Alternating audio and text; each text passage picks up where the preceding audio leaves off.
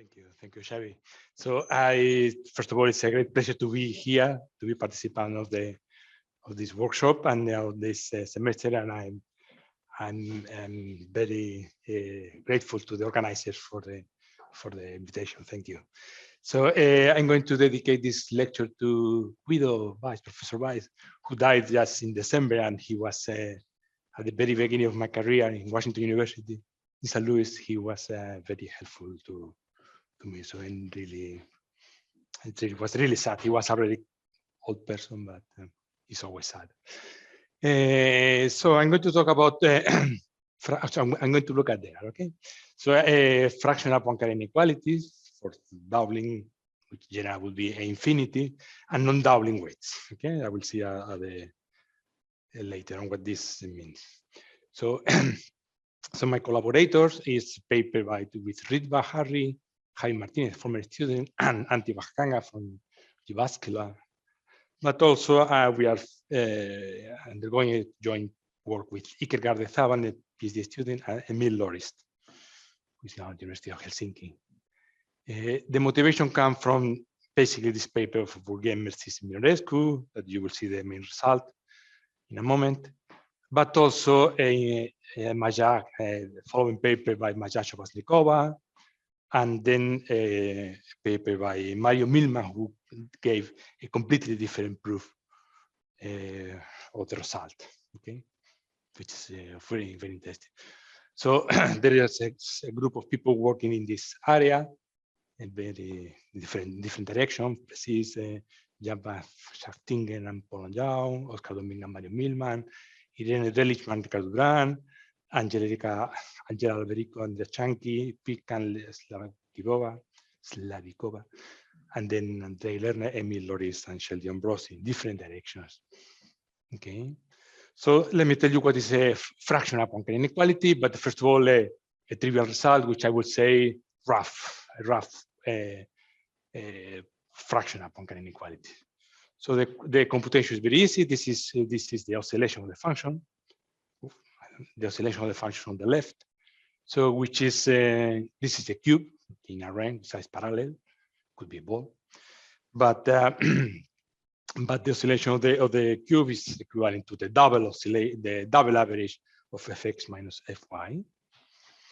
And then you can make this small computation, and you pass the volume of the cube inside, and you take a little bit of the side length outside, and this side length to delta is really an important fact to get a good result. Otherwise, impossible to get the result without if you put delta equal to 0.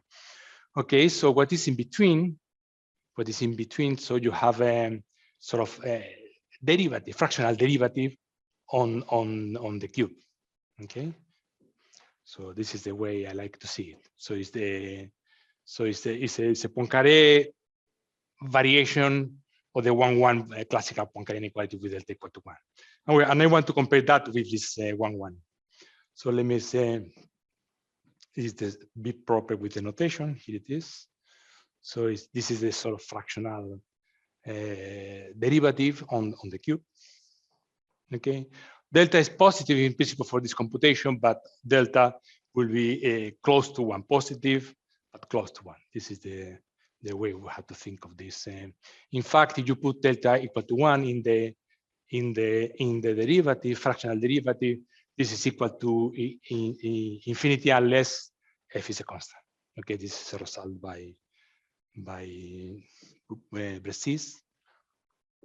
which makes to understand the following result I'm going to mention.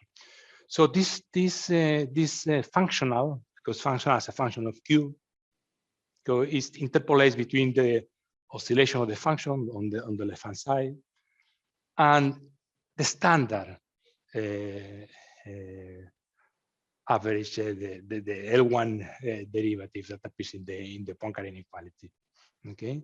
So, and the point is that there is a blowing up factor in front. So 1 over 1 minus delta. So to be more precise, this is the result. So this fractional oscillation is controlled by the usual average of the function with d equal 1, but you pay with 1 minus delta. remember that delta is less than 1. Okay. So if you look at the oscillation of the function and the average of the gradient times the side length of the cube, so you are paying with this factor 1 minus delta. Okay. So this is kind of intriguing. Okay. So to understand this, you have to look at this result of Bourgain-Brecis-Minorescu. So we say that the oscillation of the function, oscillation, I cannot use the laser. There is no laser. The oscillation of the function is controlled by the fractional derivative or the delta, but paying with a constant, or gaining this constant 1 minus delta. Okay. Okay, this is I think this is a very nice result that was obtained by Bourgain-Brecis-Minorescu as part of a more general result that I will mention afterward, which is the following. This is the 1p version of this result. So it's in the case p equal 1, you get the power result.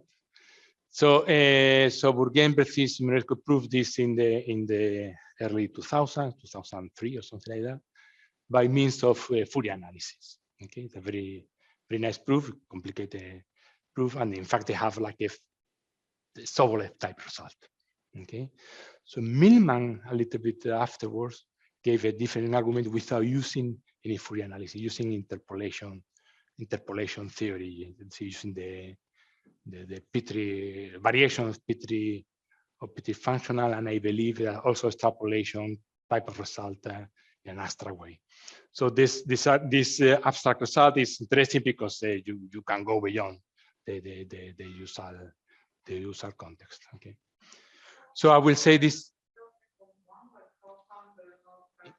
In the case delta equal 1, so you have it is the right hand side is infinity. So I cannot point it. So the average of the cube over that is infinite, unless f is a constant. Okay, this was proved by Brecis. Maybe it was known before, but the Brecis have a paper, and since then people has used that. Okay, so this is the interesting. I mean, to me, very interesting result, especially the gain 1 minus delta. And as I say, Millman gave a proof using abstract interpolation theory, but I would like to have my own proof of that result using real analysis, harmonic analysis methods, in such a way that I could go beyond, for instance, metric spaces and study other vector fields instead of the gradient. So, but I don't know how to do it. So it's really. So the theme of this lecture is to self-improve. So the right hand side, we can write it as a of q. Can look at it as a of q, and the idea is to self-improve. Okay, so to self-improve in the sense that the left hand side, so to pass from L1 norm to other norm. Okay. Of course, this is a little bit related to you can think of the case of BMO, which is somehow the stream, but not necessarily that, because there is Schrödinger inequality, which also is more extreme. So, but there are several kind of self-improvement.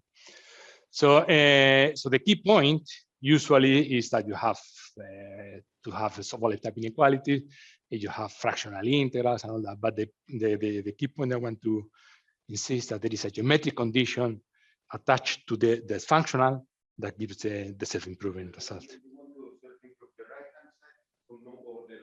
No, the left-hand side. The left-hand side, yeah. There are also self-improvers on the right, but it's a different topic.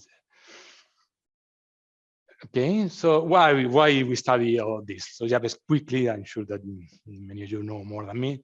So we study the weak solution of the divergence equation. So and to study the weak solution are held continuous. This is a classical result by De Giorgi, Moser, etc. And Nash. So one of the key points, the 2-2 Poincaré inequality. Okay, and also to run the method, especially the method of Moser, you need a gain. So to self-improve, to get an extra an extra result on the left-hand side. And the extra result is 2 star. So 2 star is the Sobolev exponent, the classical Sobolev exponent, like that, 2n over n minus 2. And this is the 1 over 2 minus 1 over 2 star. I will use this with this way of presenting Sobolev exponent. Okay, and observe that 2 star is bigger than 2. Okay, is the gain that we have. Okay, observe that on the right hand side we have the standard average of the gradient over the cube with the study length as usual. Okay, there are the p version of this. I'm going quickly because this is well known. So now the Sobolev exponent is p star, so 1 over p minus 1 over p star is equal to n, or 1 over n. And this is the classical Poincaré-Sobolev inequalities. Okay. And as I said before, the classical proof goes by a fractional integral. Okay, I alpha like that. So it's a convolution operator with the kernel 1 over x n minus alpha alpha between 0 and n. So this is the classical way. Okay. So we are doing this to give a different approach to the results that is more flexible and contain other results like BMO. So with fractional you cannot get the BMO. Okay, the functional way. Okay, so let's begin with the inequalities that is given by the space. No, so let's think in this way. Okay, so we have the oscillation controlled by the fractional gradient with fractional in the sense of delta equal 1. Okay, so by Helder's inequality we have this. Okay, the L1 average, we have LP average, and then let's call to the right hand side a Q, and this time depends on F. Let's put F. Okay, but it could not depend on F. Okay, so more generally, as I said before, we can have the mu instead of the gradient. Okay, let's think of a more general functional. Okay, mu is not necessarily a measure, if we are going to see it, but the only thing that we require in certain situations that is increasing on Q. Okay, so then the point is the question is what kind of condition we have to impose to this functional to self-improve the left-hand side. Okay, first geometric condition. So suppose that f is a function whose oscillation is controlled by one of these abstract functional. Okay, let's choose now. Recall before that we have already a delta in it. So delta, the side element of the cube raised to the power delta. Okay, it's not 1. So this is why it appears here the delta on the right hand side. Okay. So let's define this if I can. So responding, then the result is that the oscillation of the function with respect to the weak norm p star infinity.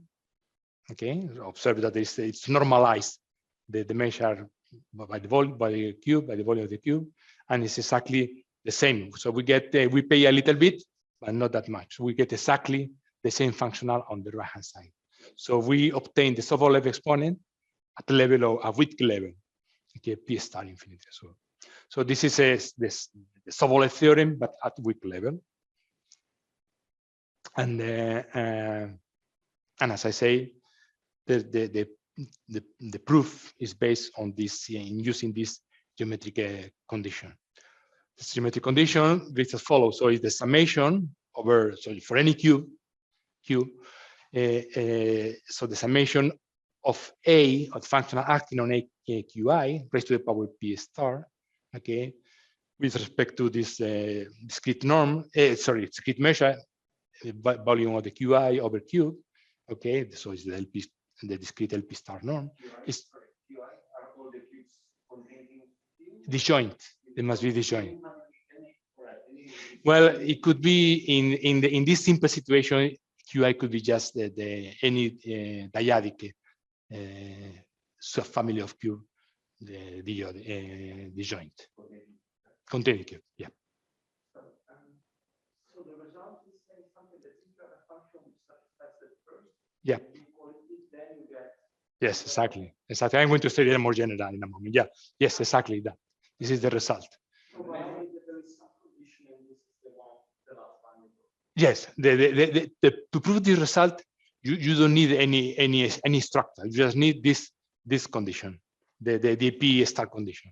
Okay. I'm going to say it a little bit more general in a moment.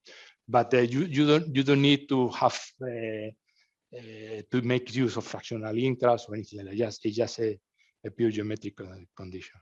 Okay. So so in the special case of then with mu, because the function I mentioned before was a mu, an abstract mu.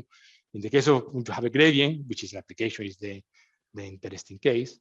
So you can use what is called the truncation method, or sometimes called weak implies strong. It's because from this weak result you can pass to the strong norm. Okay, so you can replace the weak norm by the strong norm. Okay, the truncation method is due to Majan, and is in his classical book on Sobolev spaces. And this is. You mean no, sorry, it should be there is no, sorry, in this case the constant is 1. In this case, in this very specific case, when you deal with the Lebesgue measure and P star the Sobolev exponent as defined there, so the constant is 1. Yeah. In another situation we need the constant is not going to be exactly equal to 1. Okay. So this truncation method is when you have a gradient on the right hand side or vector fields or something like that. And as I say, you can pass from the weak norm to the strong norm. Okay. Has been used a lot in the theory. So we can, I'm mostly more interested in generate the degenerative equation because we can apply the theory of weights. So in this case, we are dealing with a similar operator, but now the matrix it has eigenvalues W of X from below and from above. That's the simplest situation. Okay, and weight has some kind of singularity. Okay, so in here the relevant is a lot in the past before this paper, some people already obtained partial result, interesting partial result, but the major papers delivered by Phelps and Serapioni, where they introduce in the theory the A2 condition of Mackenhout. Okay, this celebrated A2 condition. Okay, to prove Poincaré type result that allows us to run Moser machinery. Okay, so to use the Moser iteration technique to prove the regularity of the solution, the local regularity of the solution. So there are, as before, there are 2 key points. So in first, a Poincaré type inequality, okay, which is true when W belongs to A2. Okay, now it's exactly as before, but now the oscillation in respect to this weight, okay, on the left and on the right hand side, okay, and this is not enough to run the iteration method, and we need a Poincaré-Sobolev type inequality, namely to have a gain on the left hand side, okay, 2 star of the weight. So the 2 star now depends upon the A2 condition. Okay, and this is the result that Phelps and Serapioni obtained, and the method it was based also in fractional integrals. Okay, in fractional integral, good lambda. So it's interesting, of course, but it's not so precise to get more better result, more precise constants. Okay, so so what we want to address is to go to other functional, but also to address the good bounds for the exponent and for the constant CW in front. Okay, so and as I say, to go beyond and to study other objects like besides the gradient, for instance, vector fields and or fractional case, which is my main motivation. So let me just quickly sketch the method. Okay. So again, as before, we start with a 1-1 Poincaré inequality.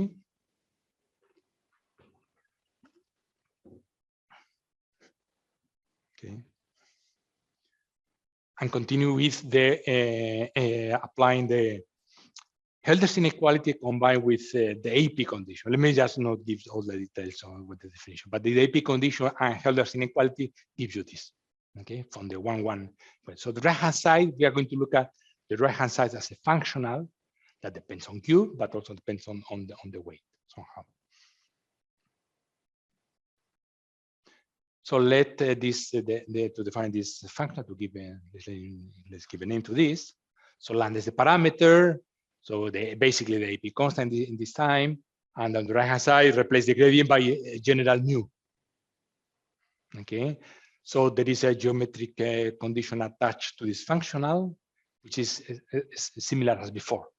Okay, so again, this condition must be satisfied for any cube and for any subfamily Qi, which in this simple situation again,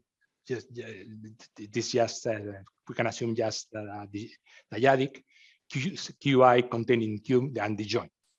Okay, in other situation, metric spaces and all that, we can use essentially the joint, but here is, and the constant here in general is not necessarily equal to 1. Okay, well, in this case, you put P is equal to 1, but when is difference when you want to gain. So it was okay to put equal to 1 in the condition over here, because is P is the one related to that P. So it's trivial to get that, but it's not that trivial is to get the following gain with Q. Okay, so it's the same, but with a larger exponent Q.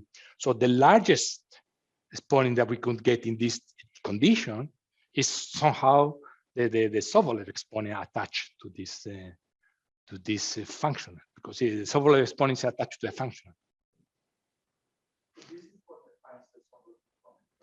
Yeah, exactly.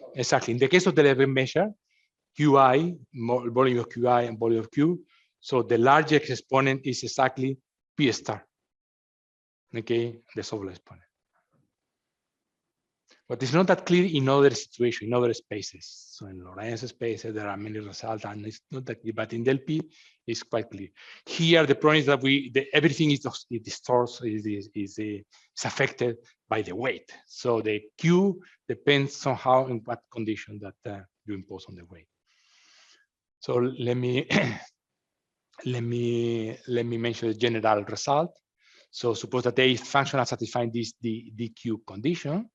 Okay, as I said before, and for any family cube, for any cube and for any family of disjoint subcube Qi, then the result is from the late 90s with Bruno Franchi and Dick Whedon.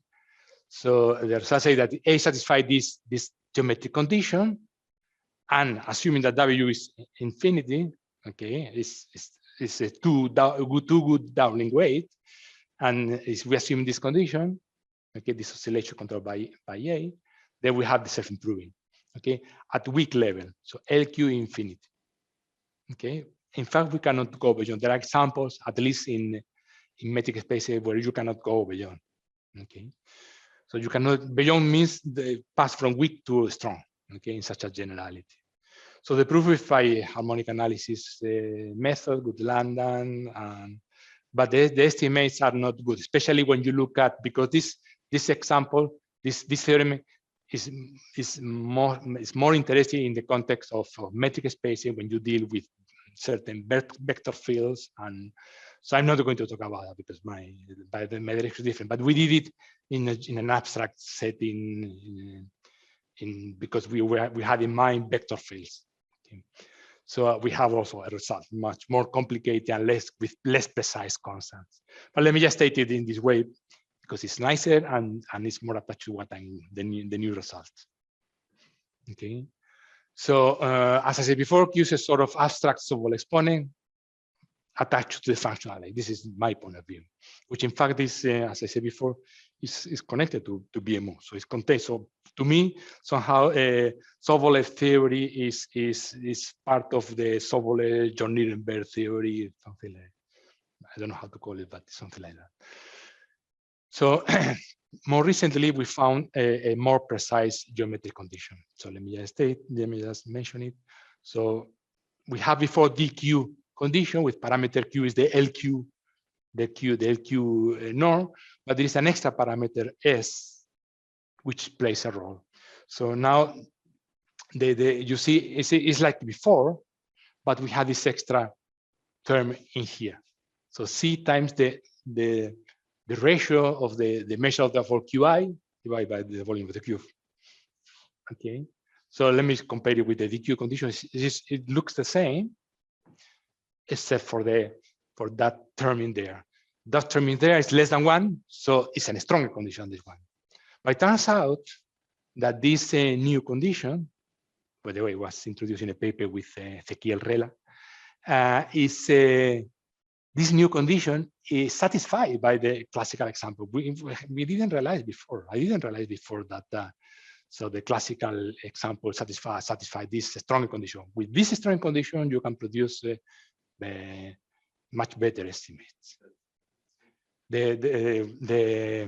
The paper with Widen and Frank is from the late 90s, which is attached to this condition. You can self-improve, but you don't have control in the constant. With this, not classical, the old paper I meant. So this is a constant, yeah, but yeah.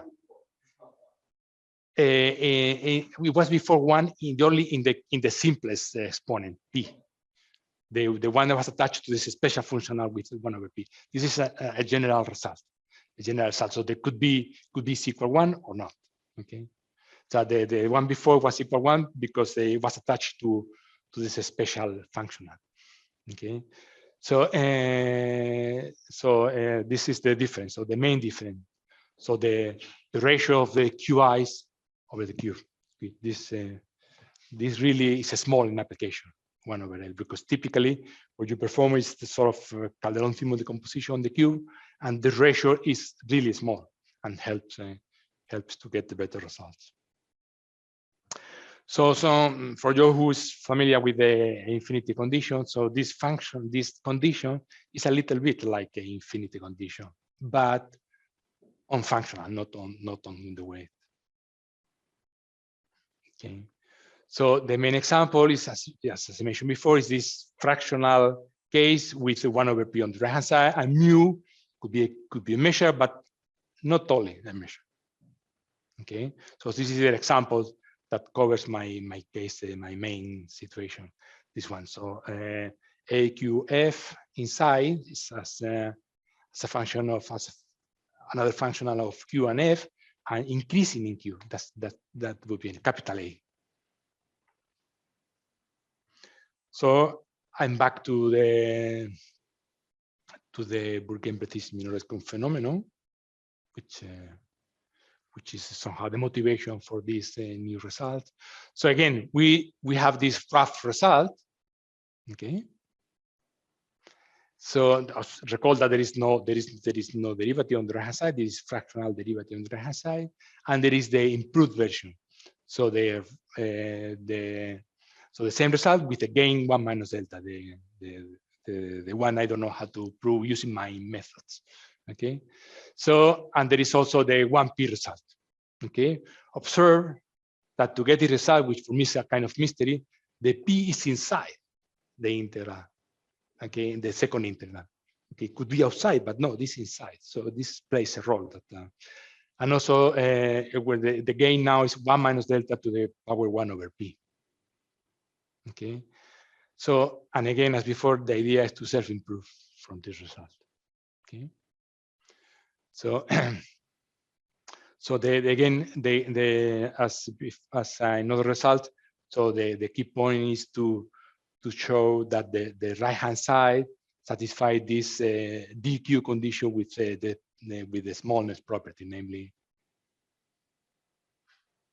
this one. Okay, so the key is to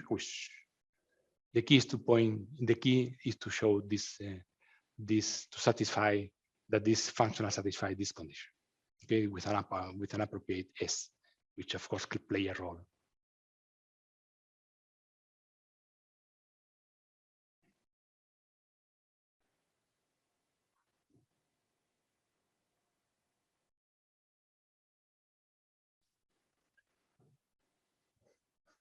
So the main result we have is the following. So we are going to define, we are going to have an A1 weight. Okay, so it's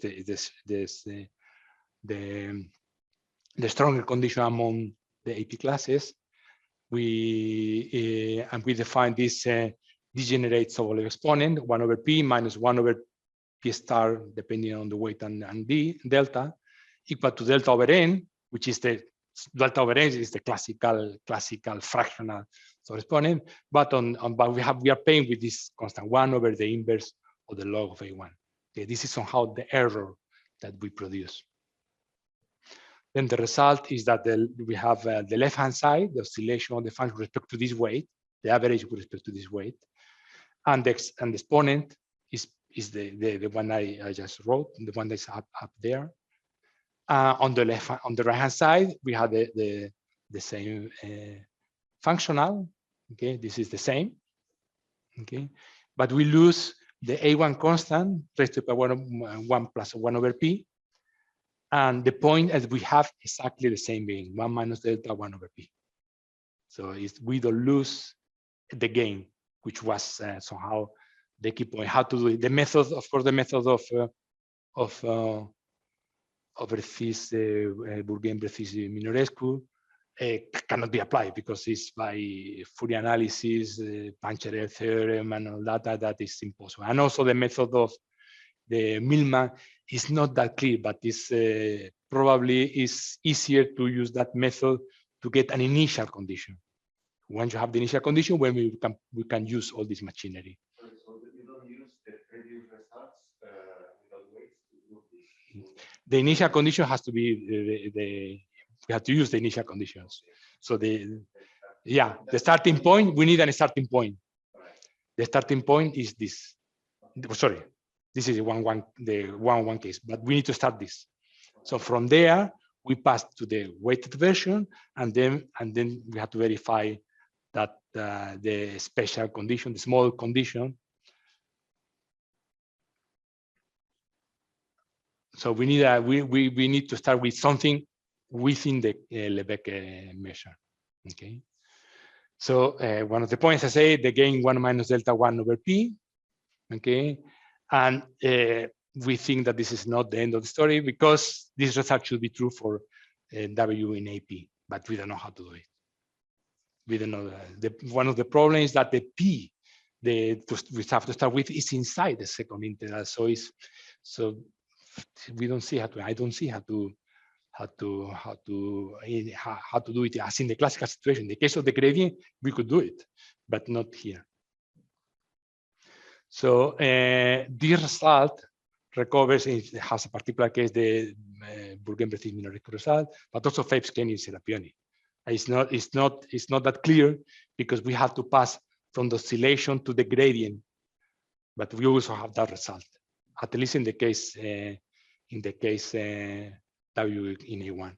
We also know how to pass from the functional to the gradient case, and then we can recover Phelps-Kearney-Serapioni. So this result is between is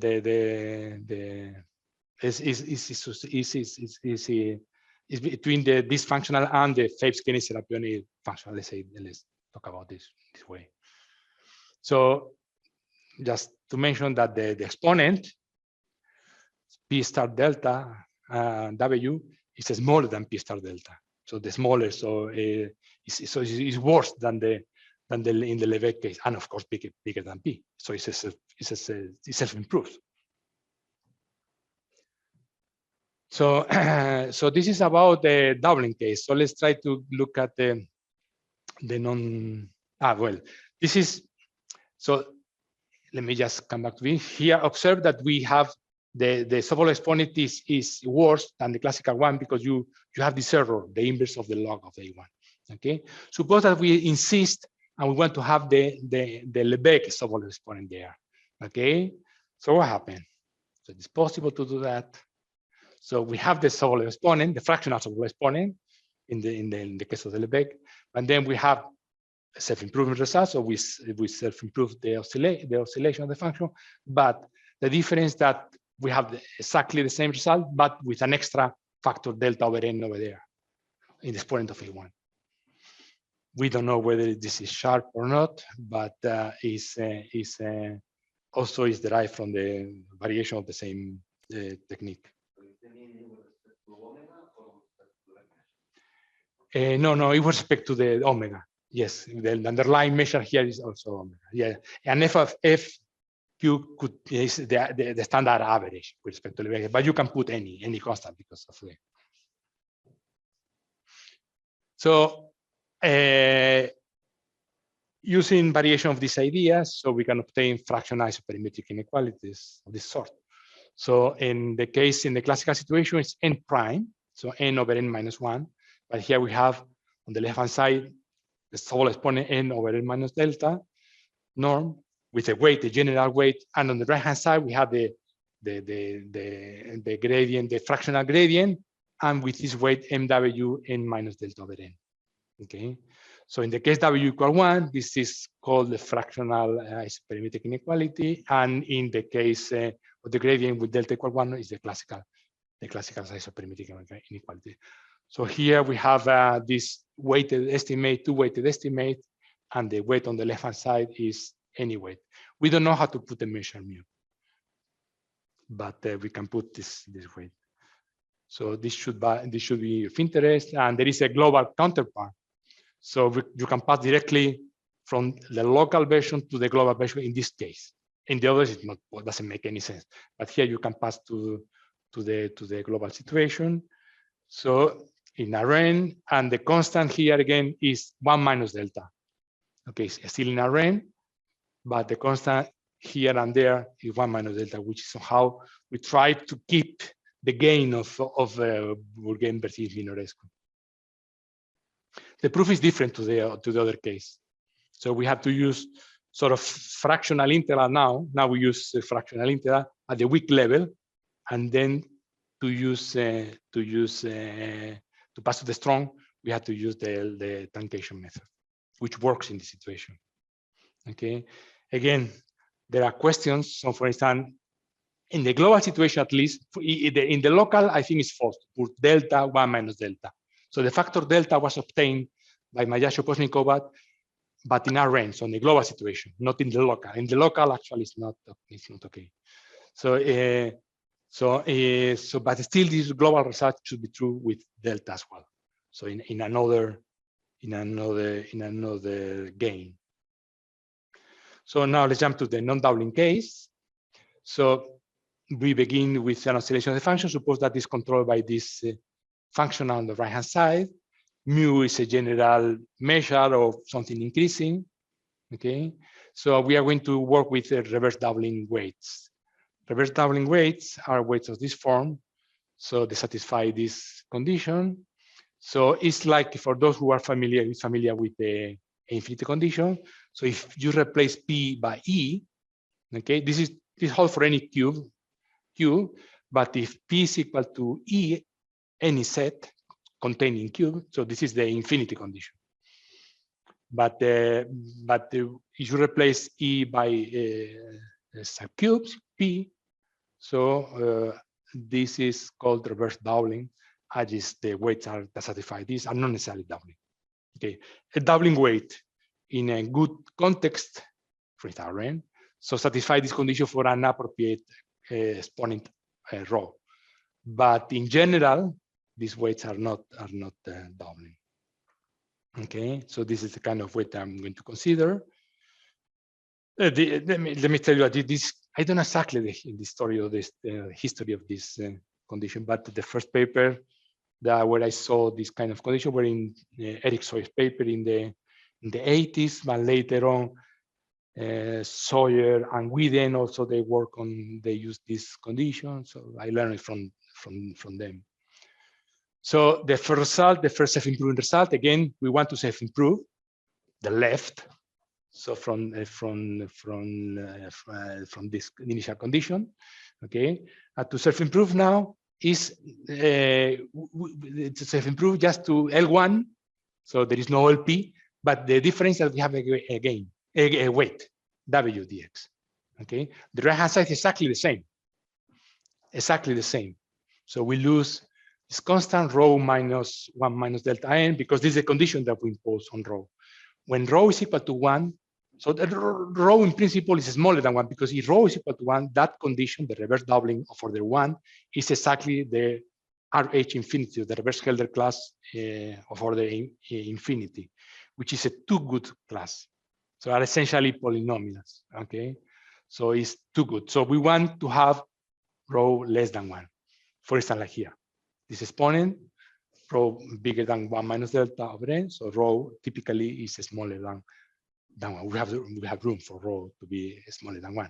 So this condition, so this condition implies to have Poincaré type or abstract Poincaré type inequality with non-doubling weights, which I believe somehow I haven't seen this kind of result in the past.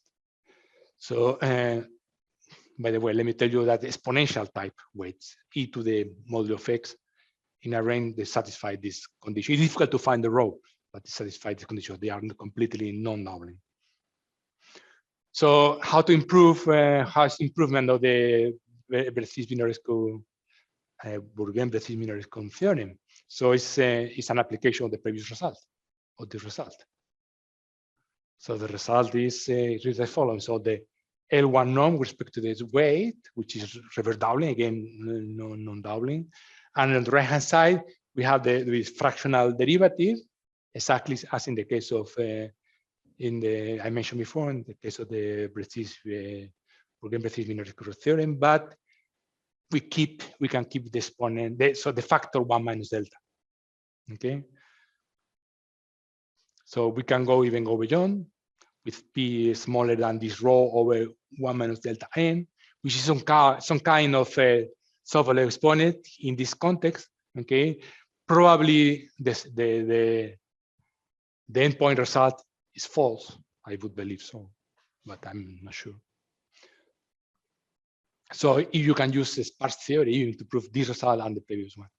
Okay, one can use, I learned it from a paper by, as I mentioned before, by Lerner, Loris, and Ambrosi. And in fact, Loris is in the part. But what I'm going to do is to sketch the proof without using a sparse theory, okay, in the case p equal 1. So the idea is to decompose the function and the functional at once using Calderon-Simon decomposition at level Q, okay? So then you have the two functions, G and B, and G is bounded by constant L, or proportional to L. Okay, and the B part, I'm just discussing the proofs. It's not, I'm not giving all the detail. So the principal part is that the B part has exactly the same form as on the left-hand side. So Qj are disjoint and subcubes of the large cube. Okay. Then now we multiply and divide by the omega of Qj, so W of Qj, sorry, and A of Qj, because we want to have this local part equal to the left part. Okay, and then because we take the sup of all. Okay, so we are going to look at this interaction. So somehow this is the point: the interaction between the A and a local level and global level. This is the reason why I appeared before this relationship between A and W. But this kind is different because it's in non-doubling weights. So now you use the non-doubling condition, the reverse doubling condition. So we can replace the omega Qj by the long condition and appears here. Remember that this A has this form, mu over Q divided by Q 1 minus delta over n. Okay. So the next thing is to take out or the sum the Qj over Q. Take out the sum, Okay, and this ratio is small, 1/L. So this parameter L fixed bigger than 1 available from the very beginning. Okay, the summation of the QI is just mu. So and so again, I'm very sketchy. Okay, we end up with this and observe that the exponent rho and 1 minus delta over n is positive because the assumption here is where assumption is assumed. Okay, so we have 1/L from the properties of the cubes. Okay, and combining the beginning and the end, we have the weighted oscillation over the big cube is controlled by this constant L, essentially L. And we have X, the supremum over all this oscillation. Okay, but there is a decay, 1/L. Okay, and this is the point, the decay. Okay, you pass the X to the left, and you get the result. Okay. So we could compare this result with the case of BMO because you can prove BMO, not exactly, but in a similar way. But exactly this cannot work. Why? Because if we assume that the F belongs to BMO,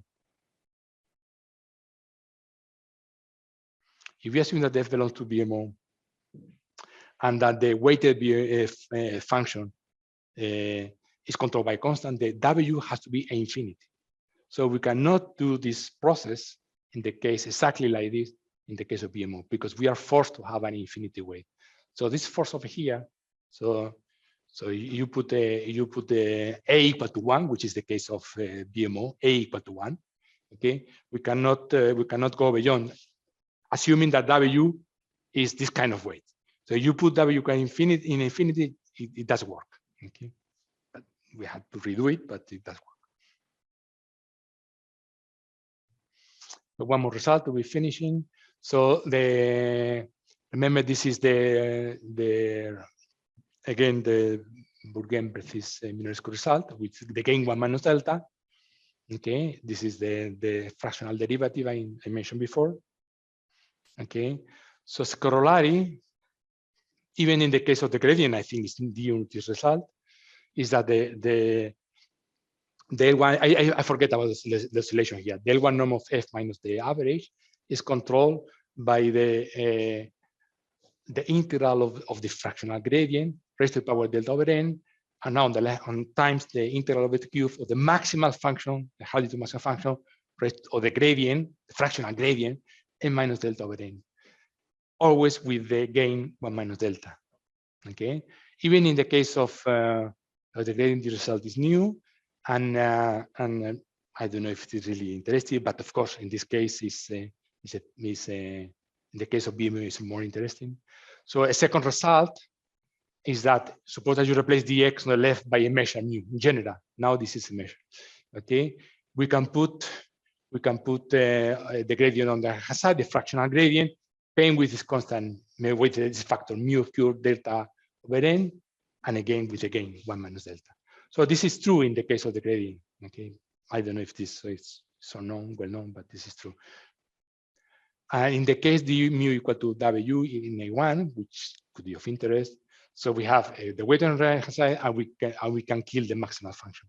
Okay, and the interest of this point of this inequality is you can put the W dx here, and you divide by the rest, and you can have an initial 1-1 Poincaré type inequality with underlying measure W, which is doubling, and then you can self-improve from there.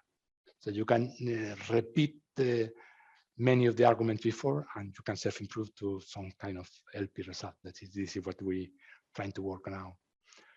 Okay, the key result is, this is my last slide.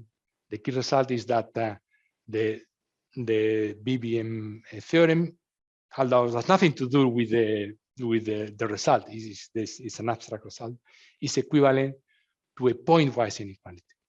Pointwise inequality is that f of x minus the average of the cube is less or equal to the dimensional constant 1 minus delta, exactly 1 minus delta over there, I delta to the derivative. Okay.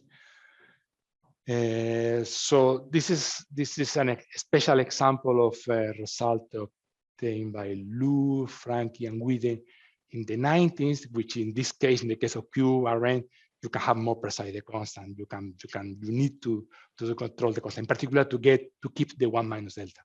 So, but this is a variation of the classical.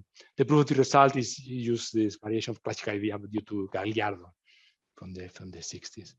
So I say that the I1 was bad to get the results, but I finish by saying, well, the I1 or I delta is also of interest. So you never know. Thank you.